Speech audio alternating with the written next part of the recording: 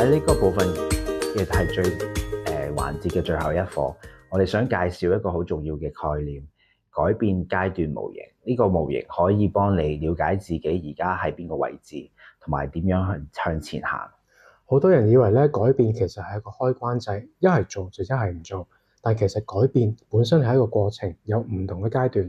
了解呢個階段咧，可以幫你對自己更加有耐性，亦都更加明白自己嘅需要。呢個階段，第一個階段叫做未有打算期。呢個階段，一個人可能根本感覺唔到自己有問題，或者唔想去諗呢件事。可能你會聽到人哋講：我冇問題啊，間中玩下啫，其他人都係咁啦。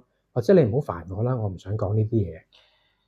喺呢個階段，最重要嘅唔係逼自己去改變，而係保持開放，願意了解多啲嘅資訊。如果你而家喺呢個階段，你願意睇呢個課程，其實已經係一個好好嘅開始。第二個階段咧就係考慮期 （contemplation）。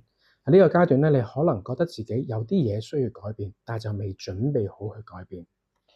呢個階段嘅人通常會有矛盾嘅感覺，一方面知道 Canva 帶嚟嘅一啲問題，另外一方面又覺得佢哋帶嚟一啲好處，所以唔想放棄住。你可能會諗咧，我知道咁樣落去係唔掂㗎，但係但係就係矛盾嘅地方啦。喺呢個階段最緊要嘅係探索呢個矛盾點樣嚟，而唔係急住去做決定。第三個階段係準備期，喺呢度你已經決定想改變，開始計劃點樣去做。可能你會開始諗啊，我想下個月用少啲先，我要 delete 啲 apps，或者我想揾人傾下。呢個階段嘅重點係做具體嘅準備，唔使完美嘅，但係要有實際嘅步驟。好多人喺呢個階段會反覆，有時覺得準備好，但有時又縮翻轉頭，呢個係正常嘅。第四個階段係行動期 （action），呢個係你真正開始改變行為嘅時候。可能係減少用嘅次數，可能係完全停止，可能係轉用更加安全嘅方式。重點係你已經喺呢度做緊嘢，唔係只係喺度諗緊。呢個階段通常係最困難嘅，因為你要面對住渴望 desire 啦，要打破啲舊嘅習慣，要應付一啲 trigger point。但係呢啲都係最多人會揾支援嘅時候，而係揾支援係好重要嘅。第五個階段係維持期，當你已經改變咗一段時間，開始建立新嘅習慣同埋生活模式嘅時候。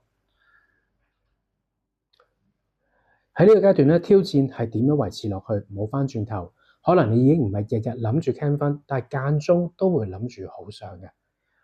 維持期可以好長，甚至可以係一世。重點係繼續照顧自己，保持警覺，同埋知道如果有反覆都唔代表係一定失敗。嗱，講到呢度咧，我哋要講一樣好重要嘅嘢，復發。好多人以為改變係一條直線，由第一個階段行到第五個階段就完，但係現實係大部分人都會經歷翻轉頭嘅時候。嗱，復發就唔係等於失敗，可以當係過程嘅一部分。如果你試過改變，但又翻轉頭，呢個唔代表你冇用或者冇希望，呢個代表你係一個本身一個人，而改變本身對人嚟講就係困難。重要嘅係每一次嘗試都可以學到啲嘢，每一次翻轉頭你都可以了解多一啲自己觸發點係啲乜嘢，邊啲策略有用，邊啲冇用。呢啲經驗會幫助你下一次更加準備得好啲。嗱，咁如果係咁，乜嘢模型先至可以實際幫到你呢？首先，佢幫你了解自己而家喺邊一個位置嗰度。當你知道自己喺邊一個位置嘅時候，你就可以對自己有合理嘅期望。如果你仲係考慮期，逼自己即刻行動，可能會得其相反。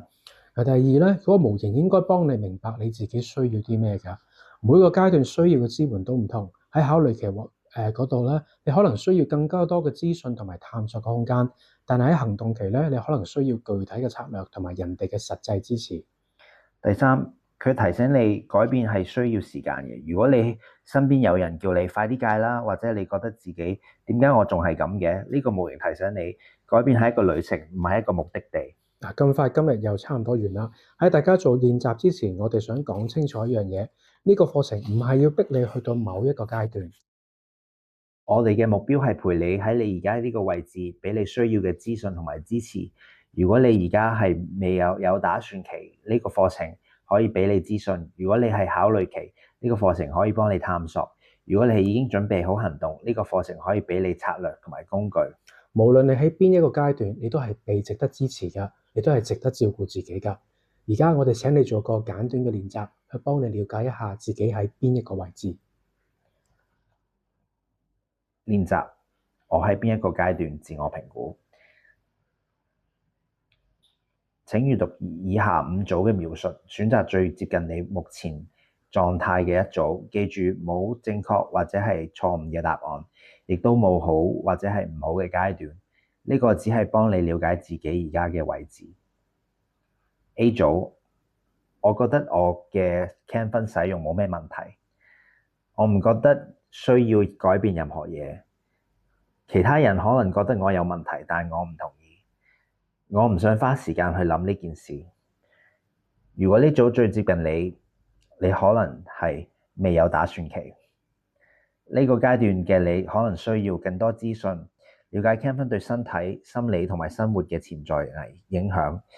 唔係要嚇你，而係俾你有足夠嘅資訊去做自己嘅判斷。B 組，我開始覺得 Canvan 可能帶有一啲問題，但我又唔肯定係咪真係需要改變。我成日諗呢件事，但係又冇採取行動。我有啲矛盾，一方面想繼續，一方面又擔心。如果呢組最接近你，你可能係考慮期。呢個階段嘅你可能需要一啲空間去探索你嘅矛盾，了解 Canvan 對你嘅好處同埋代價，慢慢搞清楚自己想點。C 組，我已經決定想做出一啲嘅改變。我開始具體諗點樣可以做。我可能已經同人講過，或者開始做緊一啲嘅準備。我計劃喺短期內，譬如下個月開始行動。如果呢組接近你，你可能係準備期。呢個階段嘅你可能需要具體嘅計劃、應對嘅策略同埋支援系統，準備好面對挑戰，但唔好俾自己太大壓力，要做到完美。D 組，我已經開始改變我嘅 Canvan 使用。我喺度積極咁減少或者停止使用。呢個過程有時好難，但我係努力緊。我需要支持去繼續落去。如果呢組接近你，你可能係行動期。呢個階段嘅你可能需要應對渴望同埋觸發點嘅策略，支援網絡，同埋對自己嘅耐性同埋鼓勵。E 組，我已經改變咗一段時間，譬如幾個月或以上。我建立咗新嘅習慣同埋生活模式。我最主要嘅挑戰係維持呢個改變。我間中都會想返轉頭嘅時候，但係知道應該點樣應對。如果呢組最接近你，你可能係維持期。呢個階段嘅你可能需要長期咁樣維持策略，預防復發嘅工具，同埋持續咁樣照顧自己。反思問題。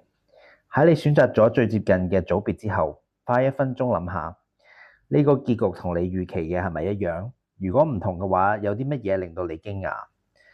你對自己目前嘅階段有啲咩感覺？記住，每個階段都係正常嘅，冇應該喺邊個階段嘅呢一回事。根據你嘅階段喺呢個課程邊一個部分對你最有